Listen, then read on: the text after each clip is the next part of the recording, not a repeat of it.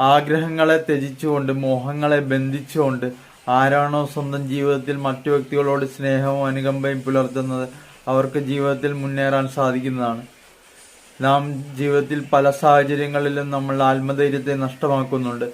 അതുമൂലം നമ്മുടെ ആത്മധൈര്യം നഷ്ടമാവുന്നത് മൂലം നമുക്ക് വിജയത്തിൽ എത്തിച്ചേരാൻ സാധിക്കാത്ത അവസ്ഥ ഉണ്ടാകുന്നതാണ്. എങ്കിലും നിങ്ങൾ നിങ്ങളുടെ ആത്മധൈര്യത്തെ വർദ്ധിപ്പിച്ചുകൊണ്ട് മുന്നേറുവാൻ ശ്രമിക്കുകയാണെങ്കിൽ തീർച്ചയായും നിങ്ങൾക്ക് ജീവിതത്തിൽ മുന്നേറുവാനും മറ്റു വ്യക്തികൾക്ക് മുൻപിൽ മാതൃകയായി മാറുവാനും സാധ്യമാകുന്നതാണ്.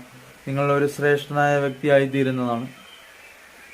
ജീവിതത്തിൽ അനുദിനം നമുക്ക് സംഘർഷങ്ങളെ നേരിടേണ്ടതായി വരും.